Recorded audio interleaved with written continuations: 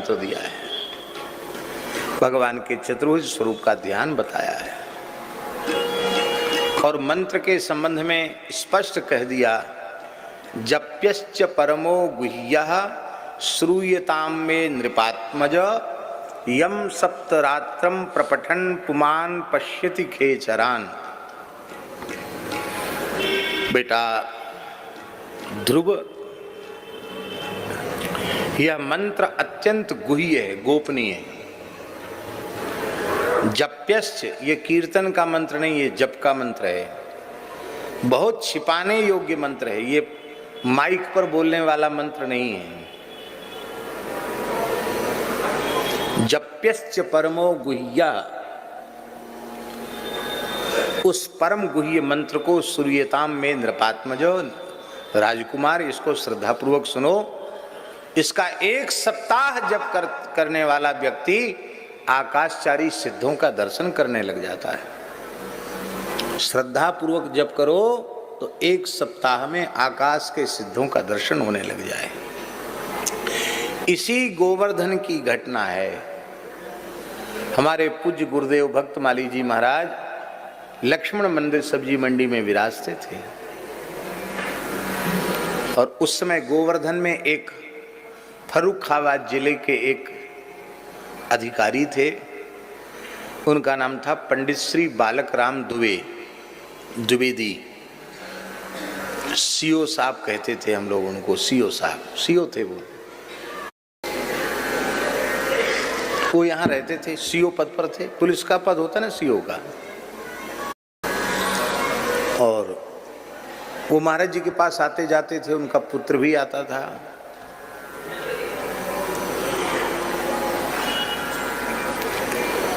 उस पुत्र ने महाराज जी से पूछा, बहुत संस्कारवान था, उसका नाम था मुनुआ, और कुछ नाम होगा लेकिन मुनुआ कहते थे, मुनुआ। तो मुनुआ को महाराज जी से उसने कहा कि महाराज जी हमको कोई मंत्र बता दो, मैं जप करना चाहता हूँ। तो महाराज जी ने उसको 12 मंत्र बताया और उसने 7 रात्रि पर्यंत उसका जप किया। दिन में भी जप करता था, मौन रहता था, रात्रि में जप करता था। इसी गिरिराज जी की बात है। तो 7 रात्रि जप से ही उस बालक को सिद्ध पुरुषों का दर्शन होने लग गया था। ये इसी गिरिराज जी की प्रत्यक्ष घटना है। और बाबा एक बात तो बड़ी आश्चर्य की बात, वो इस अनुष्ठान के बाद अपने पिता के सहित, परिवार के सहित यहीं परिक्रमा कर रहा था। परिक्रमा करते करते गिरिराज जी में कोई संत दिखाई पड़े उसको, उस बालक को, और संत दिखाई पड़े और उन संत ने, बेटा आओ, ये गया। तो उनके पिता माता ने, परिवार के लोगों ने उसको गिरिराज जी पर चढ़ते तो देखा, फिर उतरते नहीं देखा। बालक लुप्त। अभी तो स्वयं सीओ थे, पूरी छानबीन कर ली लेकिन बालक मिला ही नहीं।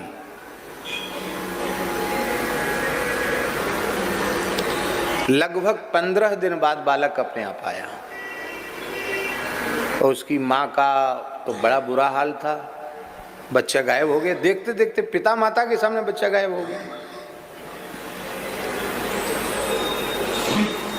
आते ही बालक पूरी तरह बदल चुका था और उसने कहा कि मैं अब घर में नहीं रहूंगा, मैं बाबा के पास रहूंगा, महाराज जी के पास। उसके पिता महाराज जी के पास लेके आए। महाराज जी ने कहा, बेटा तुम कहाँ चले गए थे मुनुआ? सब तुम्हारे पिताजी सब लोग परेशान थे, कहाँ गए?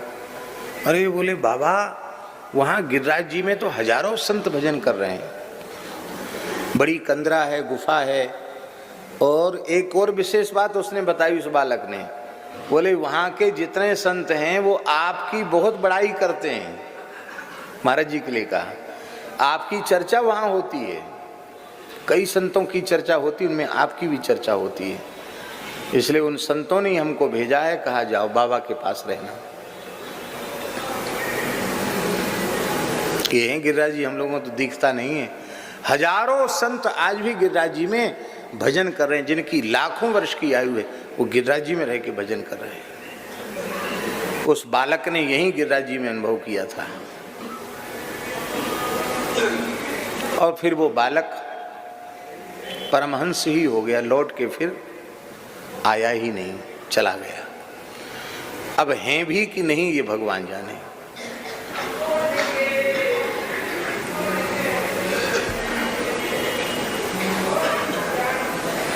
पर एक बार वे विलक्षण अवधूत के वेश में, कोई तिलक स्वरूप नहीं था, जटाजूट थे और शरीर पर ऐसे ही एक पुराना सा कंबल सा पड़ा हुआ था। एक ऐसे अवधूत के वेश में कोई संत, युवा संत आए, आकर महाराज जी को प्रणाम किया। बोले हम एकांत में आपसे कुछ बातचीत करेंगे। महाराज जी ने हमें इशारा किया, हम बाहर चले गए। फिर महाराज जी से 1 घंटे कुछ बातचीत किया होगा। बाद में महाराज जी ने उसको बिठाकर भोजन कराया। तो उन्होंने आग्रह किया कि पहले आप इसमें से कुछ पालो तब हम पाएंगे। तो महाराज जी ने 5-7 ग्रास, बोले हम पा चुके हैं। बोले नहीं, हमको पवाना चाहते तो आप पा लीजिए। महाराज जी ने 5-7 ग्रास पत्तल में भोजन किया। उसके बाद पा करके पूरा जो शेष बचा हुआ प्रसाद था उसको पाकर वो चला गया। जब चला गया तब महाराज जी ने बताया, ये सिद्ध पुरुष मुनुआ थे, ये योग सिद्ध महापुरुष हैं, ये अपने संकल्प बल से कहीं भी चले जाते, कहीं भी आ जाते हैं। तब महाराज जी ने बताया ये सिद्ध पुरुष था।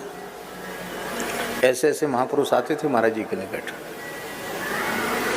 तो ये बात हम इसलिए कह रहे हैं, यम सप्तरात्रम प्रपठन पुमान पश्चित खेचरान, 7 रात्रि तक जो इस मंत्र का जप करता है उसको आकाशचारी सिद्धों का दर्शन होने लग जाता है। पर वर्तमान समय में हम ढोल मजीरा पर इसका कीर्तन करते हैं, कथावाचक तो जरूर करेंगे। भागवत जी में मैंने लिख रही है, जप्यश्च परमो गुह्या, स्वयं नारद जी कह रहे हैं जप का मंत्र, जप माने जप के योग्य, कीर्तन के योग्य नहीं है, प्रकाशित करने योग्य नहीं, परमो गुह्या, अत्यंत छिपाने के योग्य मंत्र है। अब उसको आप कहोगे किसी को मंत्र, अरे इन्होंने क्या मंत्र, वही द्वादश, ये तो हम पहले से जानते हैं, ये कौन सा मंत्र नया दे दिया। तो मंत्र के अधिक प्रकाशित होने से उसकी गरिमा महिमा अधिक सुलभ होने के कारण घट जाती है। इसलिए मंत्र गुप्त भाषणे से मंत्र शब्द निष्पन्न होता है। इसलिए मंत्र की जो शास्त्रीय मर्यादा है वो सुरक्षित रहनी चाहिए। आप लोग कहेंगे फिर कैसे हम उसका व्याख्यान करें, तो कैसे करें, उसकी पद्धति है। आदि में प्रणव है, तत्पश्चात नमः पद है, फिर वासुदेव शब्द से चतुर्थी का एक वचन है, प्रलय प्रणव है, फिर नमः पद है, फिर भगवत शब्द से चतुर्थी का एक वचन है, फिर वासुदेव शब्द से चतुर्थी का एक वचन है। पूरा मंत्र हो गया कि नहीं? हो गया मंत्र कि नहीं हो गया? इसके एक एक अक्षर की व्याख्या की जा सकती है बिना मंत्र का उच्चारण किए हुए। ये पद्धति है पुरानी। श्री वृंदावन बिहारी लाल की।